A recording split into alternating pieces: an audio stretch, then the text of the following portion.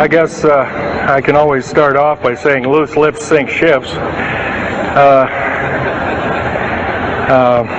That's almost a pun anymore. I'm Phil Schneider. I worked 17 years for the United States government as a geologist and aerospace engineer, as well as a structural engineer. I worked for such elusive occupations with Morrison Knudsen, Bechtel, Page & Page, Aerospatiale of France, and a host of other EG&G and a host of other Los Alamos Laboratory and these kind of things.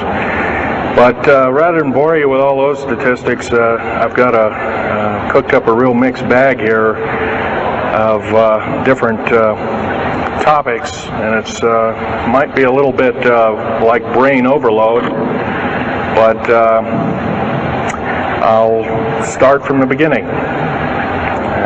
Now, like I said, I worked 17 years, co-invented methods of shape charge blasting as well as laser rock deflagration, which means rock is literally melted or powdered by a special maser laser combination, and the residue of the rock underneath is applied as a coating, as a liquid coating, kind of like instant agate, if you could imagine a hunk of agate, which is a hard silica mineral, rock actually. But up here we have another topic. This is an area where I worked. I worked 11 years of the 17 years at Groom Lake, S4, S2. It's in the Nellis Air Force Base area. In fact, Groom Lake is, I'll show you in the picture right here. It's right here. Groom Lake is quite the place. A lot of rumors and other kinds of things have come out of there. Of course, people have stood on the outside for years and wondered at what's been flying there. There's all kinds of things been flying. Let me give you a brief overview. Start in ancient history land here. Back in 1909, the U.S. Cavalry was engaged in catching some banditos that had crossed over the Mexican border into a place called Truth or Consequences, New Mexico. And they went into a cave or a hideout and killed the so-called bandits, but what they found out they couldn't explain, and they were called horseshoe craft at that time, or horseshoe ships. There were UFOs, and they saw these, what they called demons, gray demons, little gray guys all around the place. That was in 1909. Now in 1933, our government was actively engaged with the Europeans, mostly the French and the English, in special researches dealing with aerial phenomenon. And once again, the term flying saucer or flying disc didn't come about until much later, supposedly right around the mid-1940s. Anyway, the whole thing here is that also in 1946, I might want to add, we were engaged in atomic bomb testing and this kind of a like, and of course the area of Bikini Atoll. Some of the pictures are over here on the white board. Are showing with the actual language of both the U.S. Army and U.S. Navy archives. Anyway, these flying ships were seen as early as 1945, 46. Some of them were called Foo Fighters, and you name it. that were fully known about, maybe as early as 1935 or 36 by our U.S. Navy. And there was a shallow underwater base at Bikini Island, and that was probably the one reason why a number of atomic bombs were exploded in that area rather than other areas which they could have been even more remote out in the South Pacific at Operation Crossroads. Well,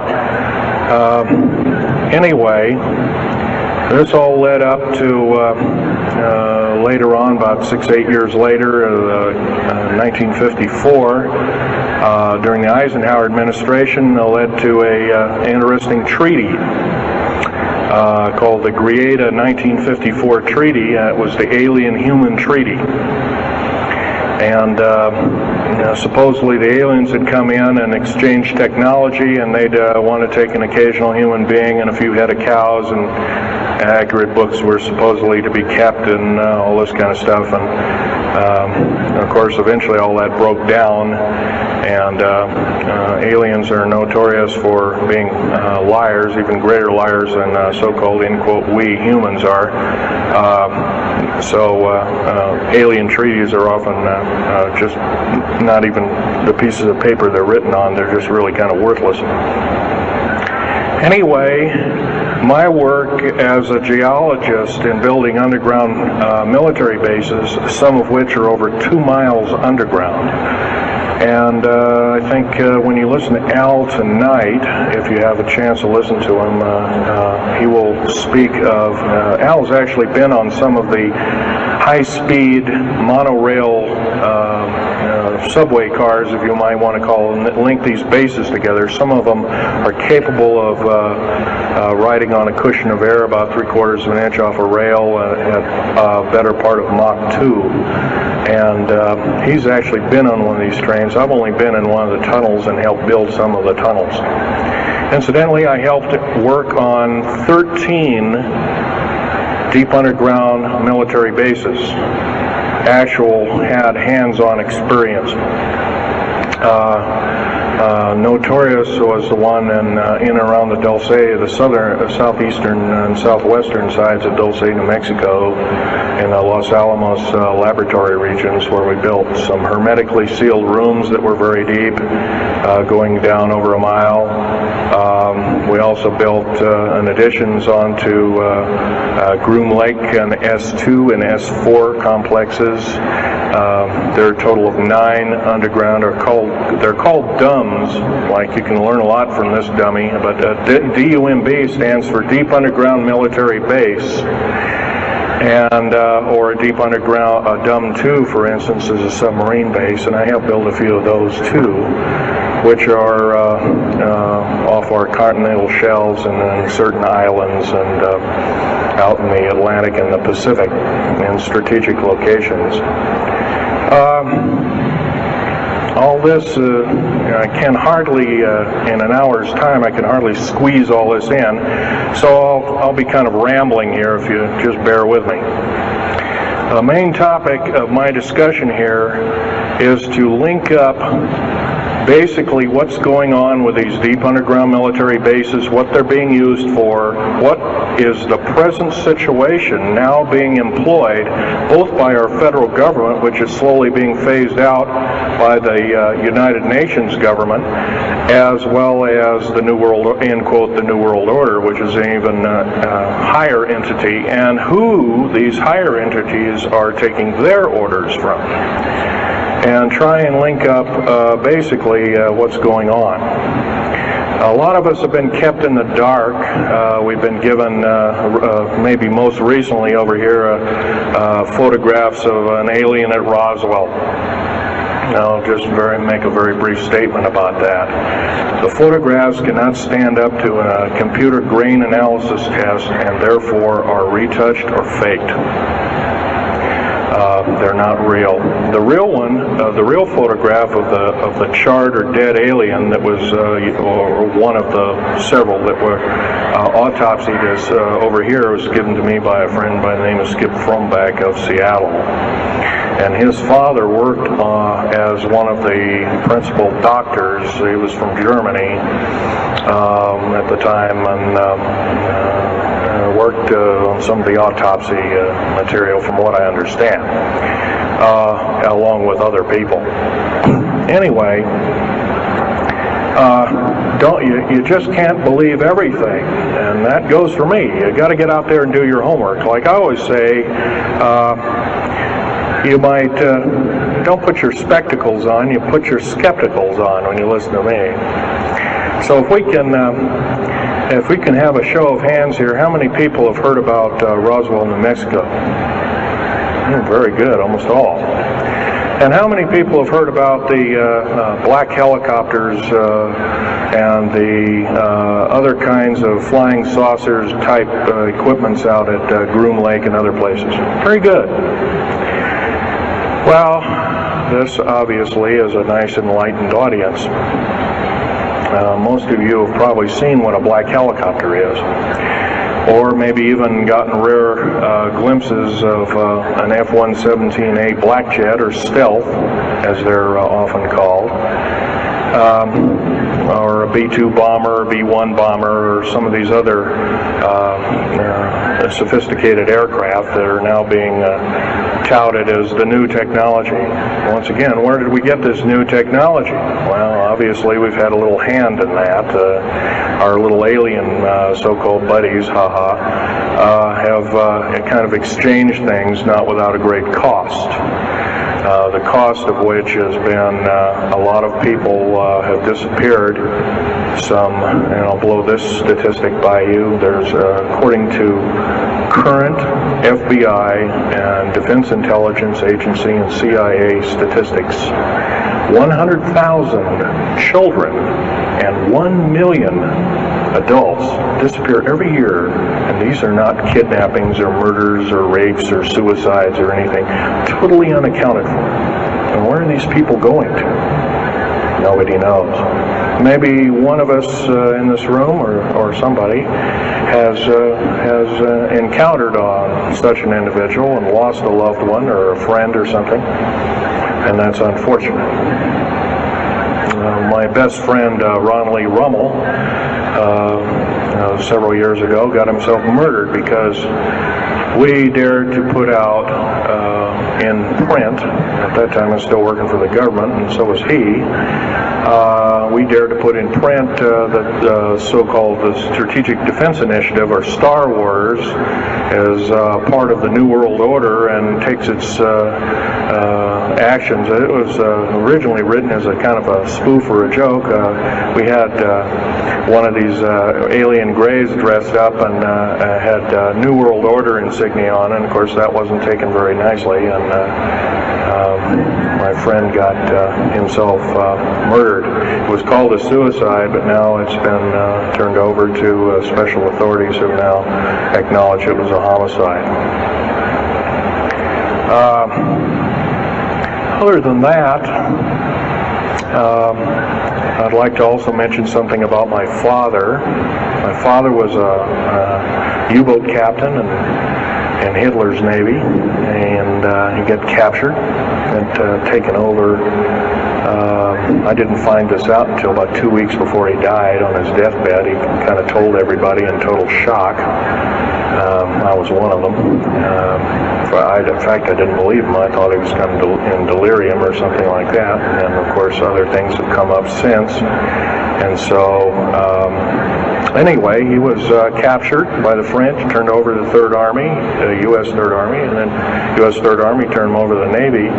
And he was a master machinist. Now, that's not a journeyman. A master means they can take a block of metal and make a gun or a watch or some other fine instrument. And he was a master machinist. He later became an MD doctor and part of the aerospace medicine group of the United States Navy. Was instrumental in helping build the USS Nautilus and its first nuclear-powered predecessor, the Enterprise, the first nuclear-powered aircraft carrier, and other ships like it. He pioneered all the ways in building very small and miniature nuclear engines, and he even helped work later on in his life. He helped develop the infamous grid bed nuclear motor, which is now employed in some things that look like flying saucers that people claim are flying saucers. Yes, we, in quote, the United States Air Force and other armed forces, are training other European forces to fly unidentified, or now identified, or, in quote, flying saucers. We've actually built several prototypes that are flying under names of black craft. My position as a geologist and engineer got me to see a lot of things in the world. I've been in over 70 countries. I also worked for NATO. I carried a level 3 security clearance with a rhyolite factor. Rhyolite is a hardened factor, only given out to a handful of civilians and maybe a couple of hundred military men worldwide. I thought I was doing the nation, United States, as well as the world a favor by, I thought I was kind of keeping my end up.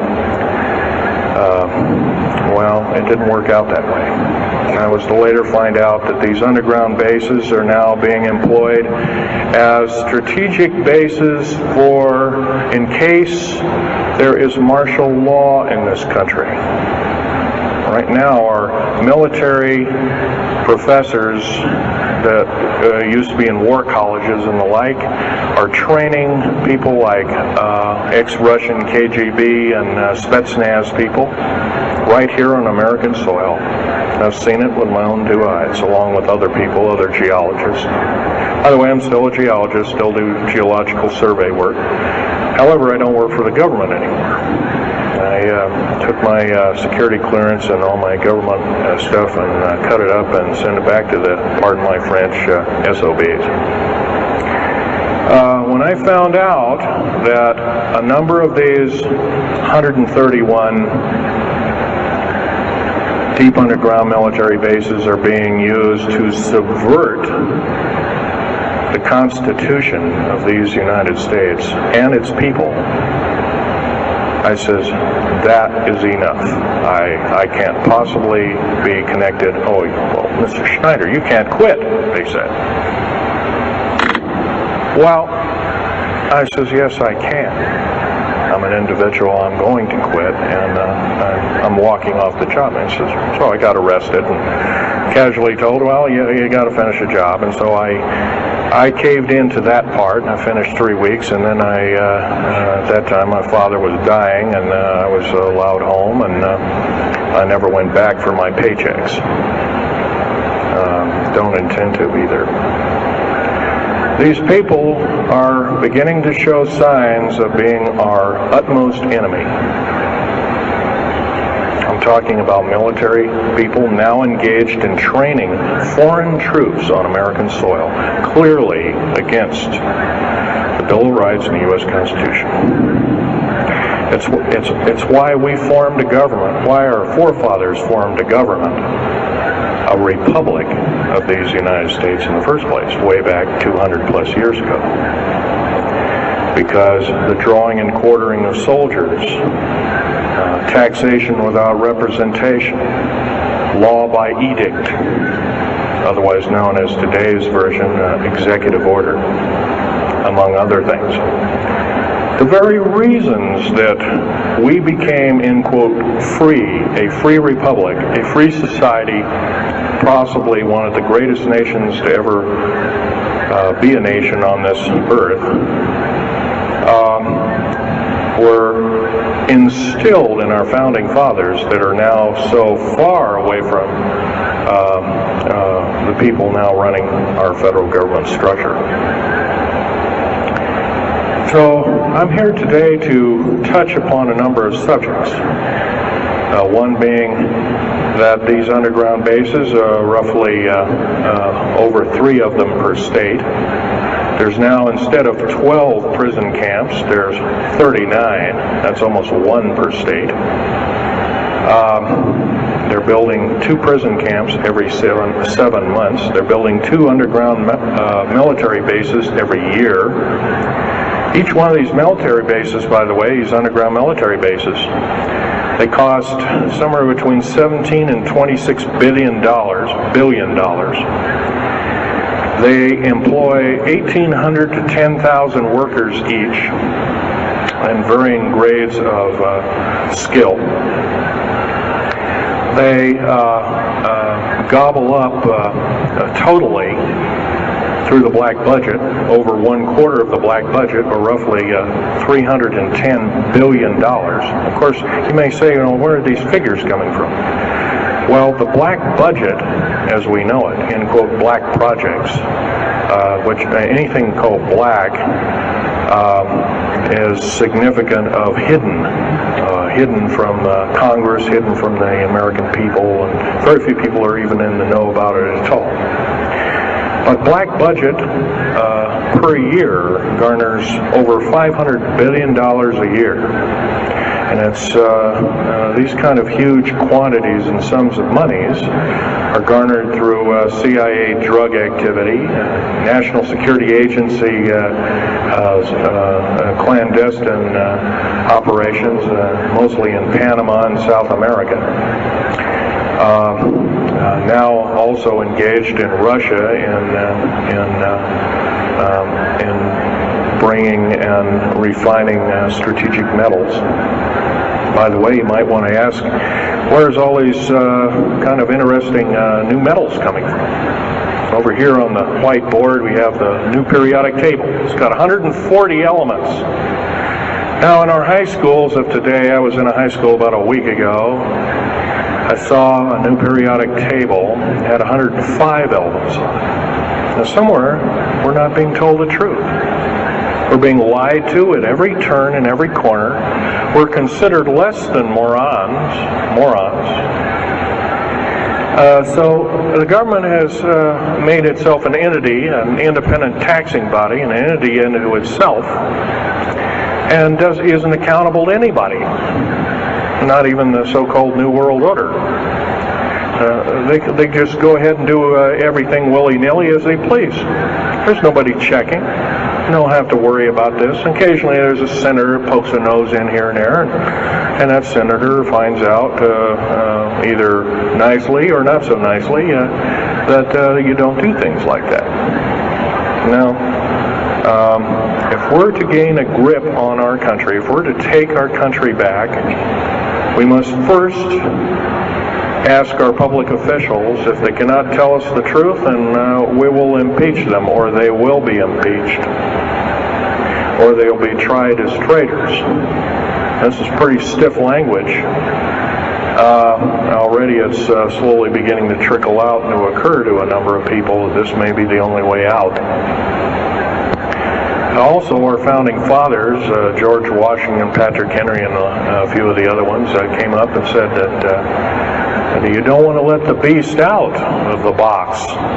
And they were talking about a runaway government. You don't want to allow your government to become like England at that time. And so they warned us about this very same kind of thing. First of all, the United States is not a democracy.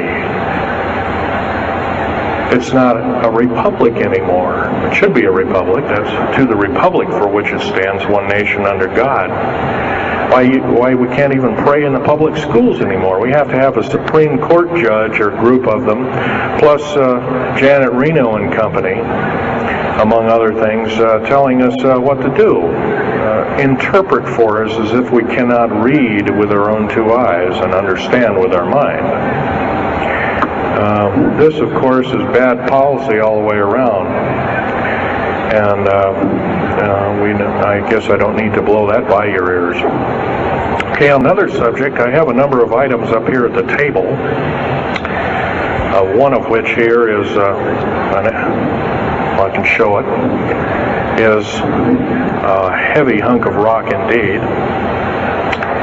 It has a weight of about a little bit more than a pound, 2.5 times the weight of uranium. It's not radioactive, can never be made radioactive. It's composed of earth, rare earth, clays, and powdered metals, as well as an alien element, mostly from crashed, retrieved flying saucers and those of the kind that have happenstance to crash in our deserts and backyards, so to speak. It's called mironite. This is employed in every stealth aircraft, every black jet, throughout the black budget. Also in the very small quantities in the skins of black helicopters. Mironite. Here's another thing. Here's a piece of probably the purest titanium you'll ever hear or see.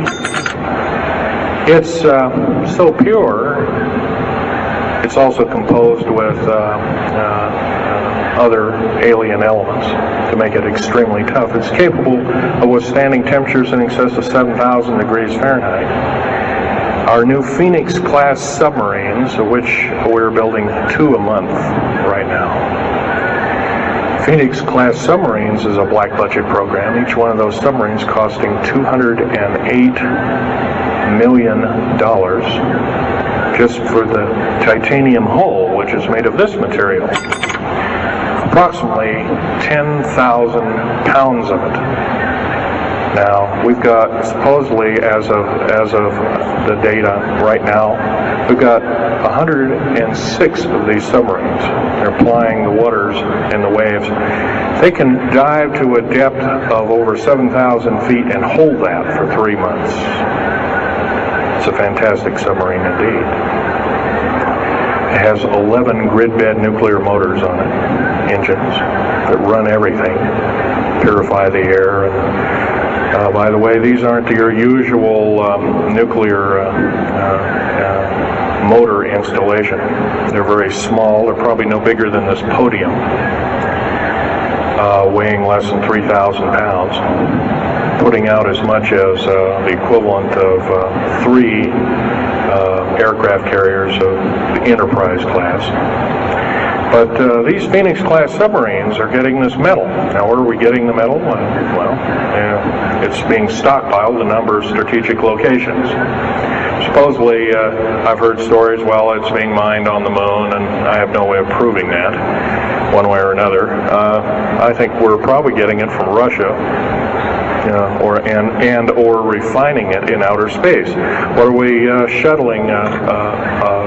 Basically, a shuttle, a secret shuttle flight.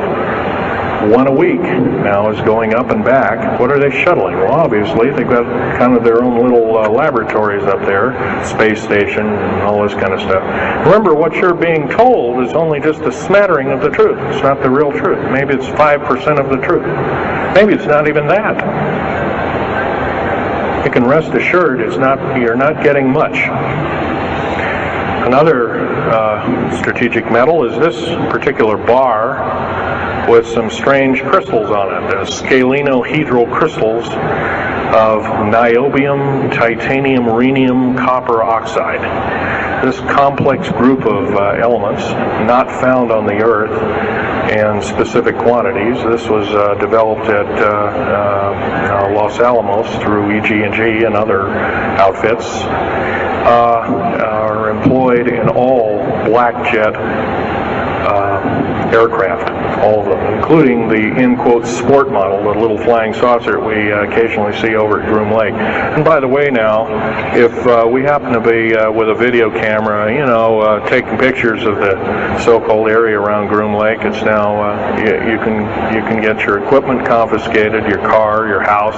You're considered the same thing as a drug dealer, and you'll go to jail for 5 years, up to 5 years, and $1 million fine. I personally don't think this is what I'm hearing. I just don't think that this kind of punitiveness is what we need in America, and we have to get rid of it.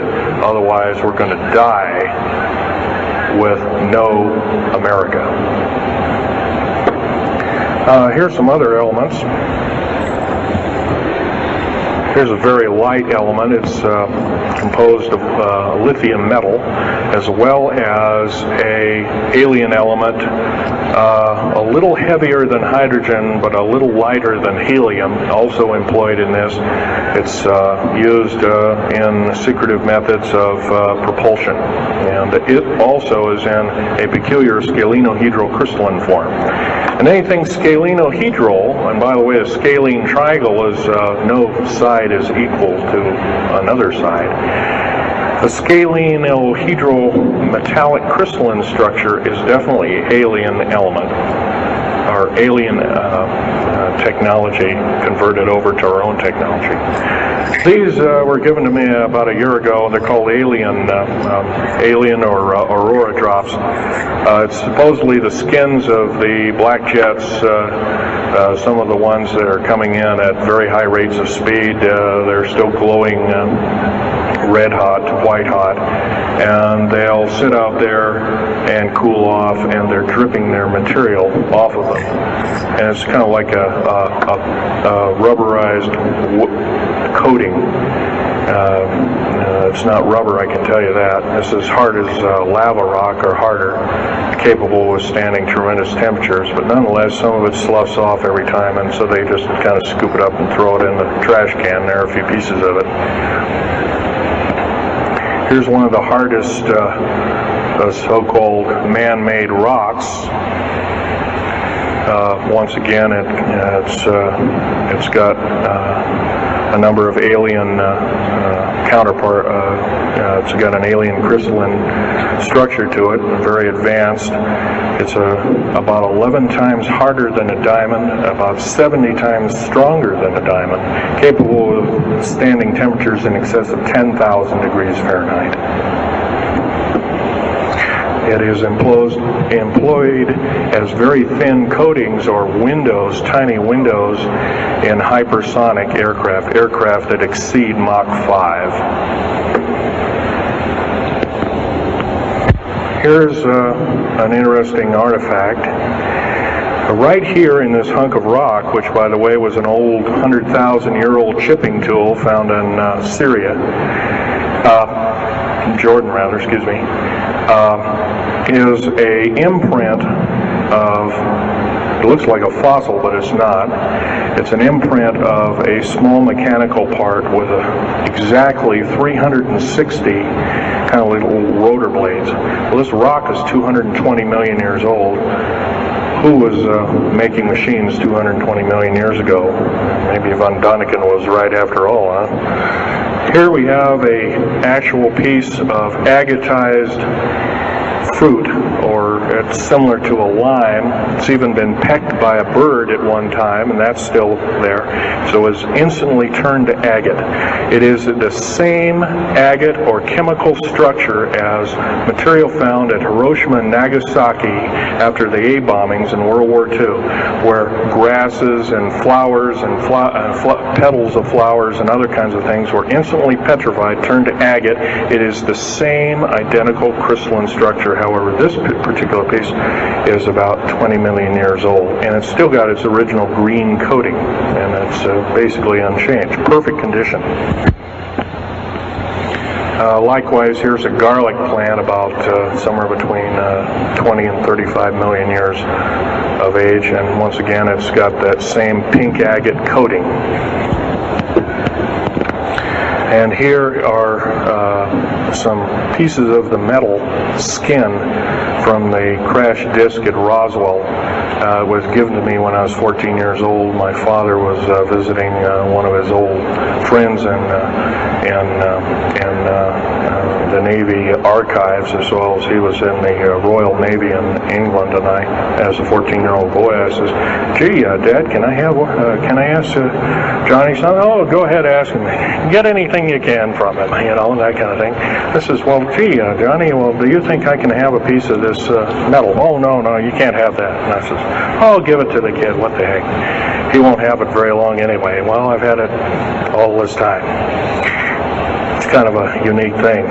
They were able to break the skin of that craft, by the way, by dropping it into a bath of liquid nitrogen, hitting it with a mechanical or hydraulic hammer, and it shattered into little bits. And it was later analyzed and adapted for our own technology.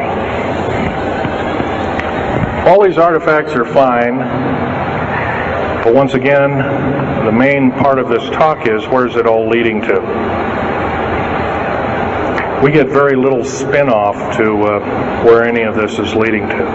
Occasionally we'll get a new computer or maybe a quartz watch or some little trinket kind of like giving the Indians beads a couple of hundred years ago. Well, we're getting these little spin-offs. But the black budget still rolls on, garnering up over $1 trillion every 2 years. It's somewhere between 1.023 trillion and 1.31 trillion dollars every 2 years. And every year it goes by and the black budget is unchecked, unaccounted for. It's just subverting our country. That's number one. Number two is that these underground military, first of all, if there was something like a nuclear war or there was a definite enemy out there where we were going to be under attack, like from China or someplace like that, I could see maybe a couple of dozen underground bases for a government, and so it could theoretically rise up like the phoenix out of the ashes. Well, not 131 of these, and if you were going to so-called round people up and put them in prison camps, what a better prison camp than underground, where nobody knows where it is anyway. So once again, these underground bases are most likely been planned as underground prison camps and slave labor factories for the New World Order. New World Order, by the way, is getting, and I'm probably the only person ever talking about this, the New World Order is taking, and the United Nations is taking its orders from, believe it or not, these more powerful outer space alien entities. We might call them the large grays or the small grays. Sinister forces indeed. And you might want to say, well, gee, how come we don't see more of this kind of thing? Well, you can just imagine. If you're only being told 5% or less of the truth, that isn't very much to go on. That's one thing. Another thing is you don't find very many people coming up here and letting you have hands-on experience. I'm going to try and do this to you. However, I do ask you to go out and do your homework and keep doing it. Don't necessarily believe in what I'm saying, but get out there and talk to people. Whether it's just a couple of neighbors or friends or something, get out there and talk. Because one will tell two and two will tell four, and then pretty soon you have a whole room full of people that are in the know. And then from there, wonders can work.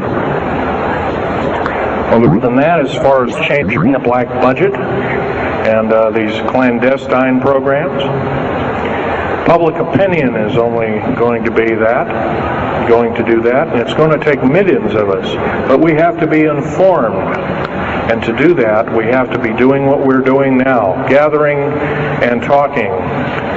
And, of course, most of us are adults and can weed out fact from fiction. Most of us are responsible adults and know the difference between fact and fiction and how to use it or how to abuse it. So we therefore have to continue to keep studying and keep talking. If there's just me out there, and believe it or not, there aren't very many people like myself out there talking. I've given over 30 talks in the United States, Canada, Japan, went over to England, went to Japan kind of illegal, came back the same weekend. They flew me in and out, but gave a talk to a number of their execs, and they were very interested indeed.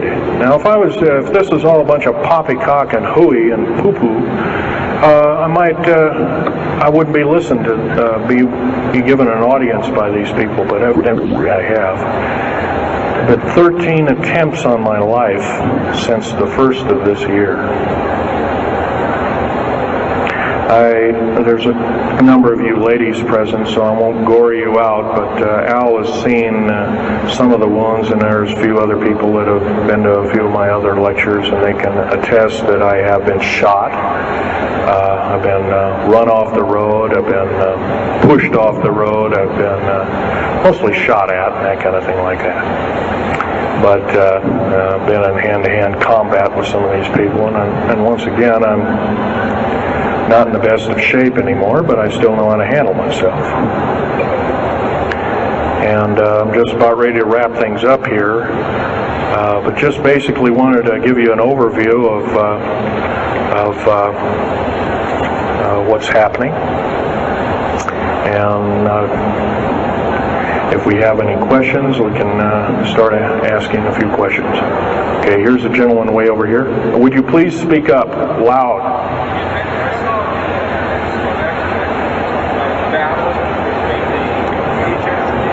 Yes, I was involved in in 1979, in August, late August of 1979. I was involved working through Los Alamos Laboratories at Dulce, New Mexico, and what's now known as the Alien-Human War. 66 Secret Service agents, government workers, geologists, and the like. I almost bit the dust. I could have been number 67. Lost their lives that day because the government lied and knew full well what was underneath. And what we'd done is, out in the desert there, we had drilled in a period of a couple of days. We drilled 4 of these holes that went down several thousand feet, and one of these holes kept bringing up dirty dust and putrefying odors and broken off machine bits and other kinds of things like that. And boring machines as well as lasers came up damaged. And of course, there was a probe that was sent down, and that came up totally missing. And so people were sent down there, and I was one of the people. And when I got down there, of course, the odor was, and remember, I was in a spacesuit type environment. All I had was a small tool belt with special sensors, a small rock hammer, and a rucksack for mineral specimens and other kinds of things like that. And I had my little pistol. Being an engineer, didn't have time to carry a big hunk of pistol like most of these Green Berets carry, stuff like that, black berets. I carried a little Walther PPK with a 9-shot clip. As soon as I got down this hole, standing about from me to this gentleman over here in front row, about 10 or so feet away, 7 feet away, something like that, was one of these 7-foot-tall stinking alien guys, and I didn't waste any time. I said, I'm not fiddling with you guys, and boom, away you go. And I was one of the rare few that had been allured that this may or may not occur, and so basically was given ET training, but a lot of these other people weren't. And we were, in fact, it was asked, are there aliens in the area? And of course, the big question was no. And that was a big lie. And of course, 66 people died that day. I have a big hole in my chest. I lost my lung was literally burnt out of me. My fingers burnt off of me. My toenails burnt off of me. My skin was, I was in radiation isolation therapy for 400 plus days. My bones were vitrified or burnt. I was cooked. I managed to survive. Here, telling you something about it today. But other than that, I'm the only talking survivor. There are only 2 other survivors, and they're in nursing homes up in Canada. And Canada refuses to allow the United States officials to talk to them. They're in very bad shape indeed. One of them can't talk, and the other one doesn't want to. So They're regarded as Canadian heroes, and so they're being kept by Canada. Okay, this fellow over here. Speak up loud. Okay, are there any bases? Actually, yes, there's several. In fact, as I was coming to this talk, I was supposed to be here by plane, but there was a subsequent foul-up. Anyway, I drove all the way and did it in one day. But as I was coming over up near Cheyenne, I noticed the military, Air Force and the Army are building a so-called new, in quote, boot camp, prison camp, right up in Cheyenne, brand new. And I was here 3 months ago, I wasn't there. So it's something brand new. In Colorado, yes, there's about 4 underground bases, one being at Denver International Air Base. I call it Air Base, spaceport, or whatever you want to call it. Denver International Airport. No wonder your luggage gets lost. There are 8 levels underneath the airport, tarmac there, end quote tarmac or cement mac. And so those bags could be there for a damn long time. Why, just imagine if this was instantly turned to agate 30 or more million years ago, those bags could very well be the same way. So yeah, there's a number of them. And I wish I had a map with me. In fact, in subsequent talks, I'll have a map, which will be put on the overhead. In fact, my next talk, I plan to have just that. I had planned to bring a map here and had all the latitudes and longitudes of all the bases, and I can't do that. That would be a nice jail sentence for me, so I didn't bring it. So, but other than that, I'll have that all researched for you. Yes, this woman.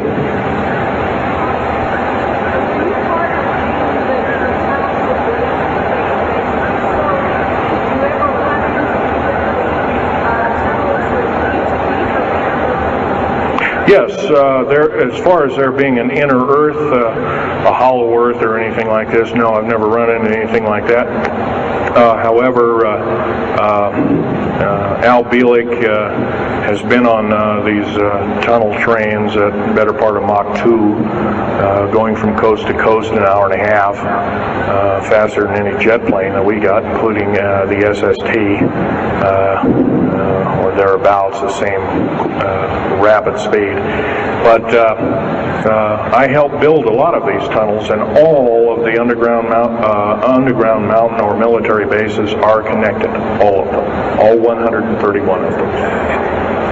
They're connected both by road, not a big freeway under there, but it's at least a 2 to a 4 lane road, rather narrow lanes, but they're there, and there are also high-speed magneto-leviton train tunnels. Yes, this lady over here. Stand up and speak up, please.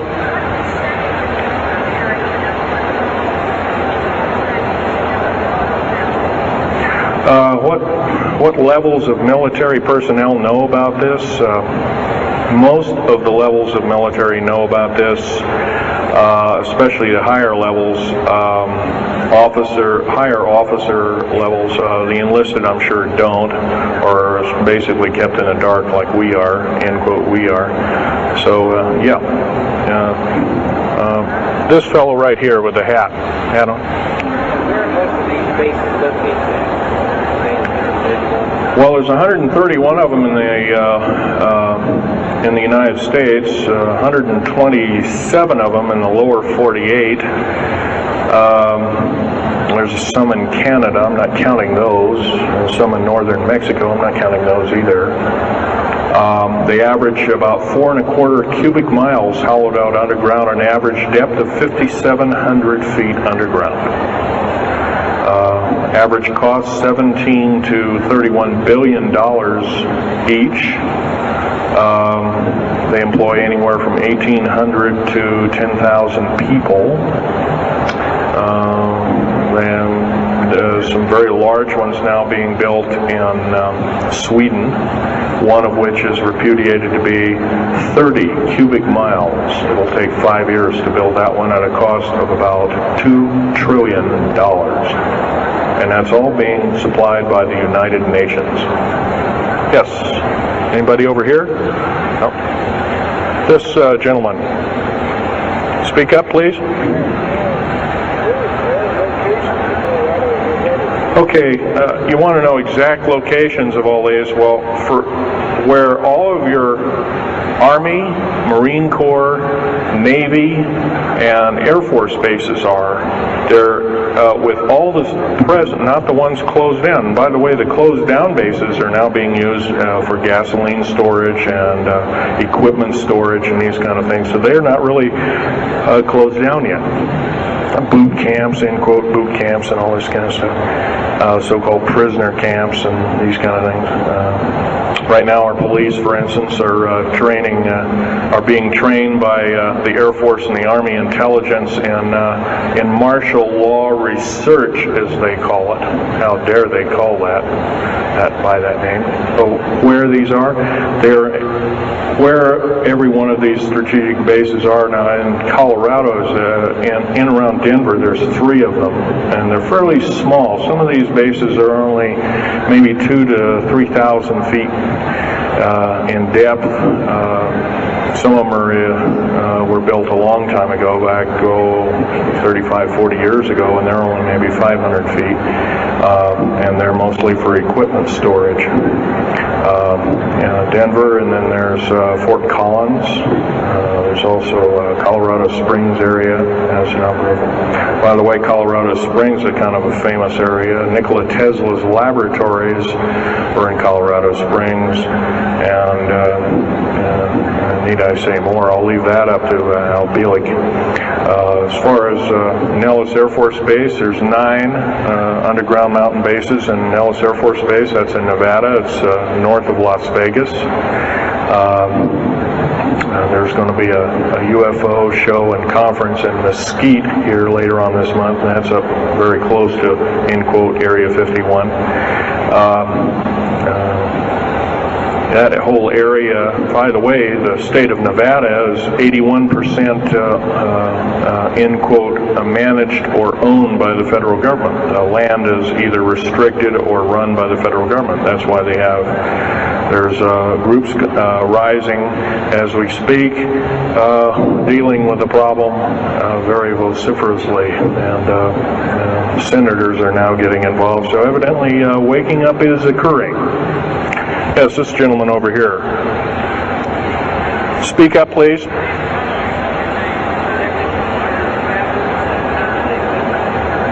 Okay.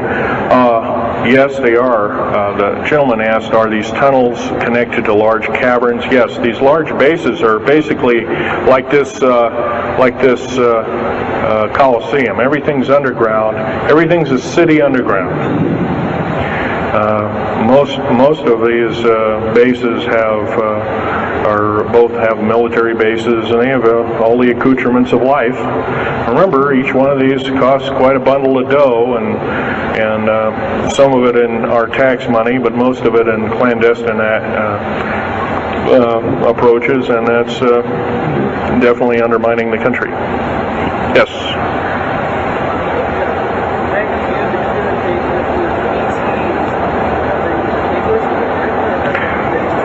Well, some of them have a difficulty in understanding our language. It's too slow to them. If you've heard whale songs or bird chirpings at high speed, it's about what these aliens sound like audibly to us, so it's a bunch of gibberish.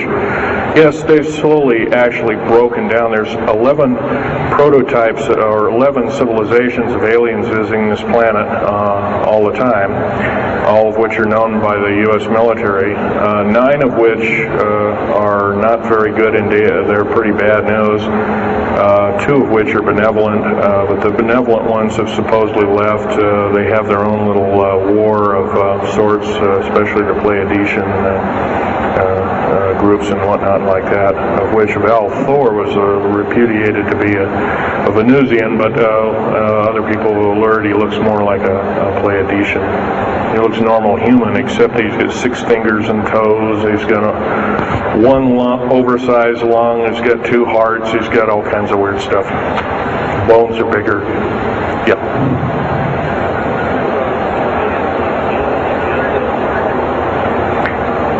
The man asked, do I tie in the alien agenda to the New World Order? Yes, sir, 100%.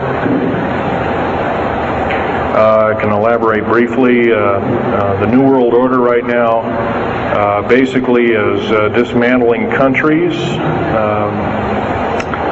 governments, telling governments not to war with each other anymore, basically, so that looks good on the outside. They're taking their orders directly from the aliens who've got their own timetable. They want the one world order because they want the planet for themselves. And, of course, you've often heard of the term Global 2000, and that's a supposed sinister plot, or has been a group of sinister plots to produce biological weaponry to reduce or thin out the so-called ethnic cleanse the population of the planet by 5/6, or roughly 5 of 6 billion people, enslaving the rest to work willy-nilly with the so-called people of the New World Order. Now, another peculiar thing is the alien agenda is not really well believed nor understood by a lot of these one-worlders. They don't believe it. They think they've been singled out for their own end of glory, and what they don't know is they're just another human being, and according to the negative or bad aliens, they're just another we're considered bags of food to them. They don't eat us like we think of a cannibal eating a hunk of meat, but they use our glandular secretions as part of their food base, their blood and our glandular secretions like adrenochrome and other kinds of things like this. And in fact, the Atlanta Center for Disease Control has figured out ways that we can combat this and all this kind of thing like that. It might be where these new designer diseases like AIDS and Ebola and hantavirus and all these kinds of things have come up out of nowhere, and these diseases, end quote, almost have a mind of their own. Yes, this lady here.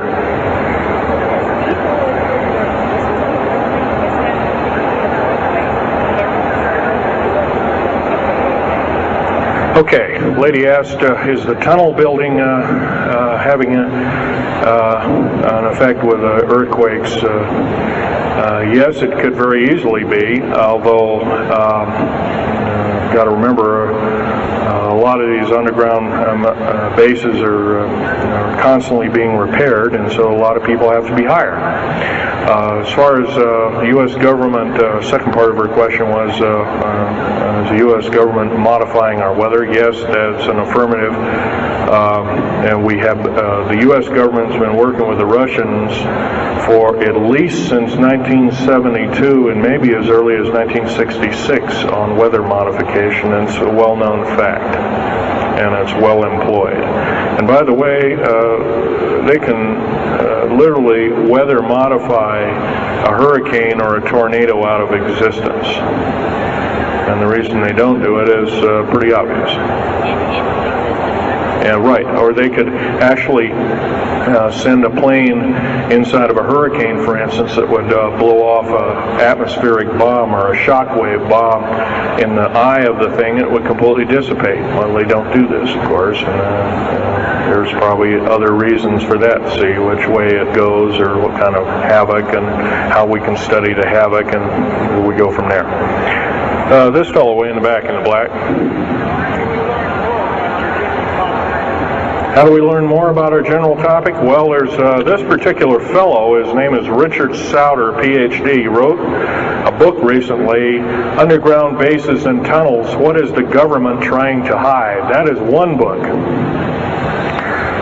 Then we have here's a popular science article, Secret Air Base. The government doesn't want you to know that Groom Lake, supposedly Groom Lake doesn't exist. Well, I guess if it doesn't exist, then me talking about it, I guess I can't be arrested or anything. I'm just full of poppycock here.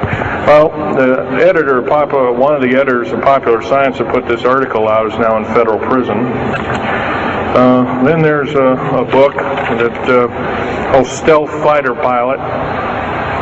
These books are available. I got this one at Dalton's. This one actually was sent to me by the publisher. I did some test piloting, and the only thing I test piloted was would run the aircraft back and forth on the runway, the special runways they built at Groom Lake. There's a picture of me in uniform. And I can go on. And these publications are out now, and they're available. Yes, this lady over here.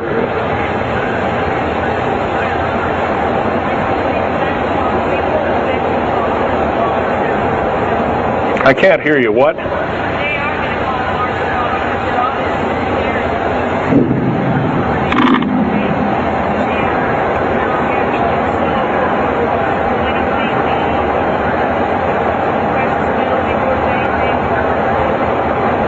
Okay.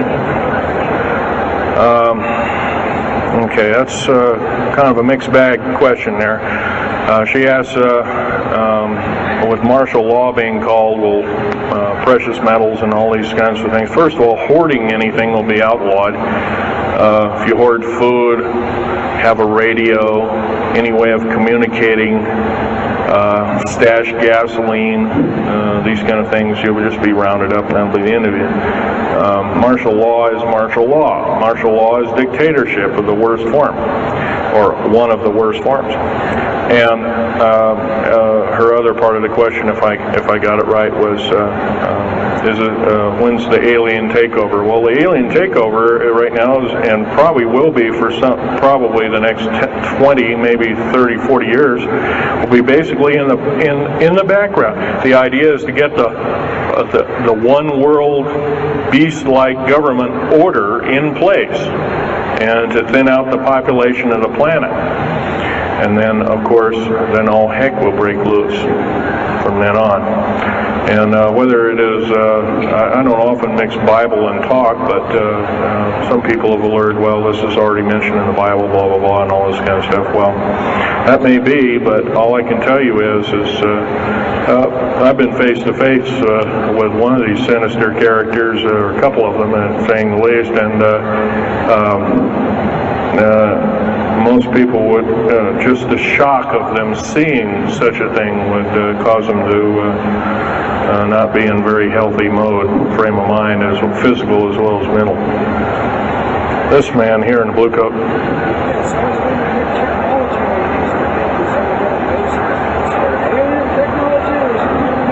Well, it's a combination. What technology is used to build these underground bases? Well, we have lasers that can drill out, or basically deflagrate or melt out a tunnel 7 miles a day.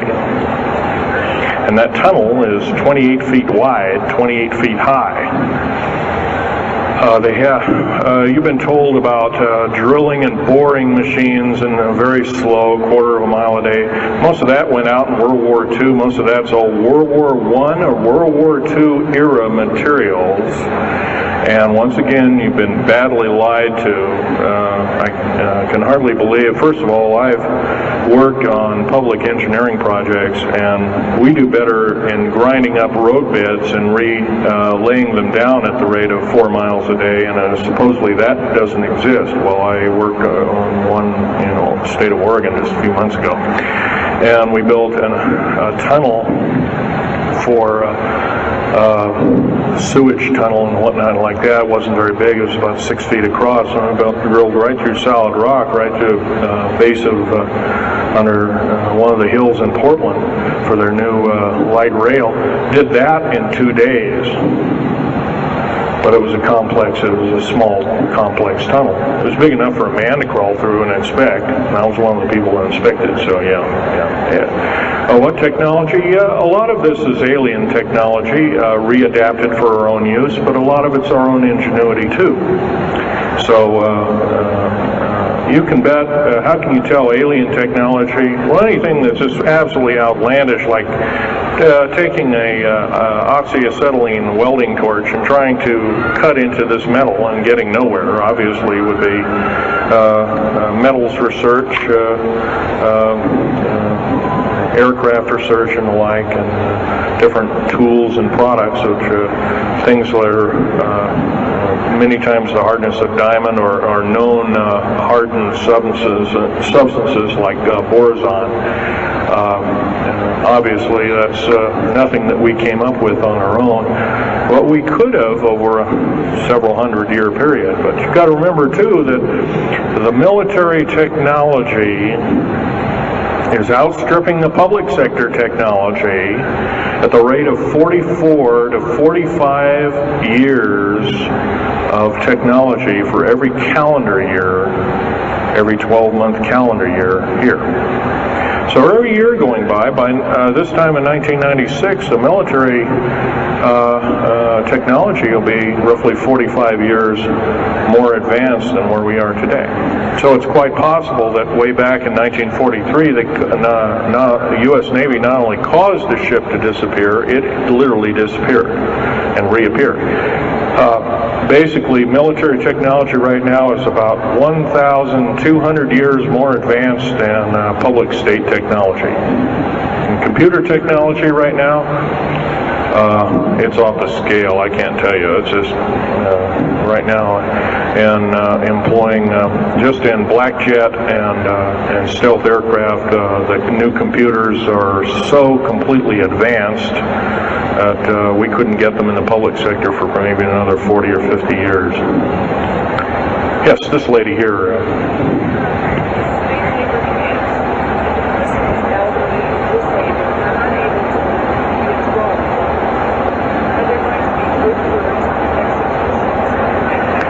Well, the lady asked with the slave labor camps, the old, the infirm, the handicapped, are they going to be executed, and will there be executions? You can bet your bottom dollar there actually will be these things.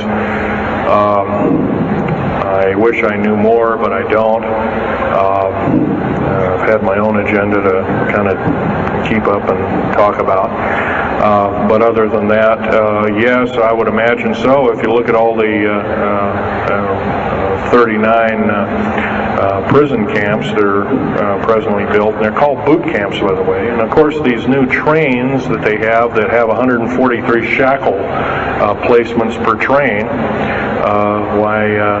they're a scary thing indeed. You know what they're called? They're called United Nations Prisoner Transfer Cars. Oh, that's an appropriate name, I guess. Well, we got to wrap it up here. They're telling me it's time. I'll take one more question. This lady over here.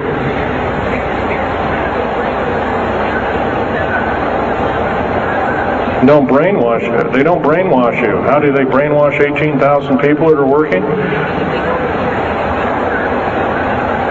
Well, you sign this little piece of paper saying you work, you go to prison for the rest of your days. Or you're not going to be taking home a paycheck of about anywhere from $4,000 to $40,000 per month, depending upon your position. $40,000 a month is a lot of petunias.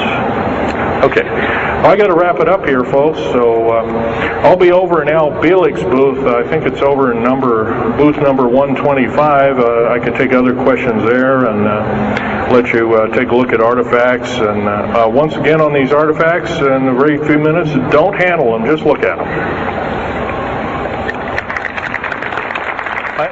Thank you very much.